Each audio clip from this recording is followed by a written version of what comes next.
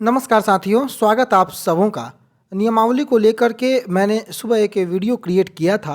हालांकि कुछ technical issue के कारण वो पूरा वीडियो अपलोड नहीं हो सका था, परंतु नियमावली जैसा कि आप लोगों को पता है जनप्रतिनिधियों के पास पहुंच चुका है और उस पर अब सुझाव भी आने लगे हैं।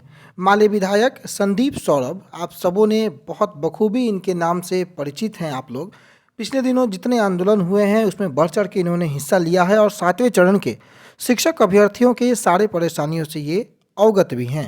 इन्होंने इस बात का उल्लेख किया है और कहा है कि बिहार में जो शिक्षक नियोजन जिस नियमावली के तहत अब तक रुका हुआ है उसका फाइनल स्वरूप तैयार हो गया है। यानी कि इनकी जुबानी स्पष्टता के साथ अखबारों ने भी प्रकाशित कर दी हैं और उसे कैबिनेट में अभी तक नहीं लाया गया है। और जो सुझाव की बातें हुई, संदीप सौरभ ने कुछ महत्वपूर्ण सुझाव दिए हैं जो कि आपके स्क्रीन के सामने हैं। और बहुत ही महत्वपूर्ण सुझाव में अगर सबसे पहला सुझाव अगर कोई होता है तो शिक्षकों को राज्यकर्मी का दर्जा सरकार दे।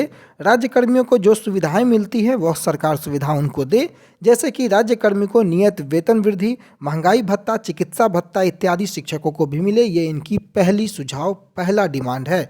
अगर आप अन्य डिमांडों की ओर चले तो शिक्षकों का स्थानांतरण लंबे समय से रुका हुआ है, उसे सरकार के लिए एक साथ जो है वो सरकार को करना चाहिए। सभी के लिए प्रधानाध्यापकों के पदों पर सरकार यू टर्न नहीं ले, 50% पद परीक्षा से और 50% पद प्रमोशन से भरी जाए, ये उनकी दूसरी डिमांड है। अन्य अगर महत्वपूर्ण डिमांडों की ओर अगर हम लोग चले तो सामाजिक विज्ञान विषय की अगर इन्होंने चर्चा की है, उसमें बीबीए के जो अर्हताधारी योग्य अभ्यर्थी हैं उनको भी योग्य माना जाए, ऐसा इनका डिमांड है। पुरानी पेंशन स्कीम शिक्षकों के लिए लाई जाए। स्नातक कोटि के गणित विज्ञान विषय के लिए बीसीए योग्यताधारी को भी अर्हता मिले, उनको भी योग्य माना जाए, इन्होंने अन्य डिमांड्स रखी हैं।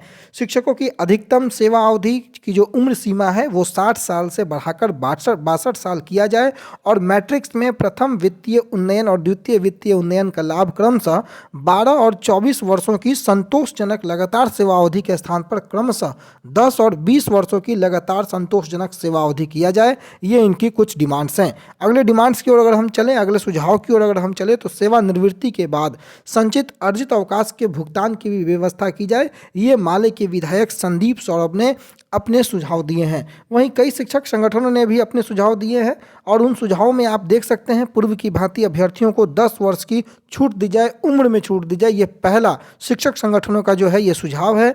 3 वर्ष की सेवा निरंतरता की बाध्यता को समाप्त करते हुए सभी महिला, पुरुष और दिव्यांग जो नवनियुक्त शिक्षक हैं उनको आगामी होने वाले स्थानांतरण में अवसर प्रदान किया जाए। ये इनकी शिक्षक संगठनों की डिमांड है। अन्य डिमांड जो शिक्षक संगठनों ने की है उनमें अगर आप देखेंगे तो अंतर स्नातक में 50% से कम अंक प्राप्त करने वाले अभ्यर्थी यदि स्नातक में 50% अंक प्राप्त किए हैं तो उन्हें भर्ती प्रक्रिया में शामिल होने का अवसर प्रदान किया जाए। ये सबसे महत्वपूर्ण डिमांड्स है। कई लोग इसके माध्यम से वंचित रह जाते हैं बहाली की प्रक्रिया में हिस्सा लेने से।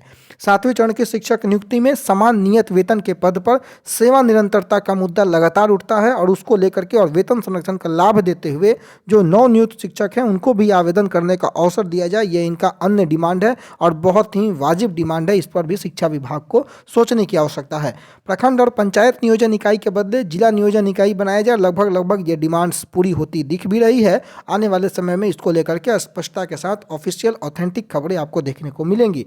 शिक्षक नियुक्ति की प्रक्रिया को पारदर्शी और सुगमता पूर्वक बनाने के लिए सेंट्रलाइज ऑनलाइन तरीके से आवेदन लिया जाए। यह भी मांग इनकी पूरी होती हुई नजर आ रही है। महिला अभ्यर्थियों की अनुपलब्धता की स्थिति में महिलाओं के खाली पदों पर संगत कोटि के पुरुषों की नियुक्ति को है वो किया जाए, उनके पदों को भरा जाए। ये मांग भी कहीं ना कहीं शामिल आने वाले नियोजन नियमावली में आपको दिखती नजर आएगी। विद्यालय में स्नातक ग्रेड के शिक्षक उपलब्ध रहने पर बेसिक ग्रेड के शिक्षकों को विद्यालय प्रभार से मुक्त करते हुए स्नातक ग्रेड के शिक्षकों को विद्यालय का प्रभार दिया जाए। शिक्षक संगठनों ने यह महत्वपूर्ण डिमांड की है। और एक अन्य और सबसे अंतिम डिमांड इनकी है कि प्रधान शिक्षक भर्ती में अनुभव की बाध्यता को समाप्त करते हुए बहाली की प्रक्रिया को आगे बढ़ाया जाए। तो ये कुल सुझाव जो हैं, कुल मांग जो हैं, ये आपके सामने हैं जो कि अब लगातार उठने लगे हैं। और जो नियमावली को लेकर के जो खबरें लगातार आ रही हैं उनमें ये सारे मांगों को, ये सारे सुझावों को शिक्षा विभाग अब ध्यान से देखे और इसके अनुसार नियमावली में जो भी फेरबदल करनी है या किसी भी बिंदु को शामिल करना है, उस बिंदु को शामिल करके नियमावली को अब अंतिम रूप दिया जाए, क्योंकि नियमावली अब तैयार है। जनप्रतिनिधि और शिक्षक संगठनों ने भी अपने सुझाव देने शुरू कर दिए हैं और उम्मीद होगा कि जल्द ही इन सुझावों के साथ नियमावली आपको देखने को मिलेगी, स्पष्टता के साथ, जाकि किसी प्रकार का कोई कोर्ट का लफड़ा ना रहे। पूरे सुझावों के साथ नियमावली को आगे पटल पर पब्लिक डोमेन में रख दिया जाए, कैबिनेट से अप्रूव करा दिया जाए। धन्यवाद।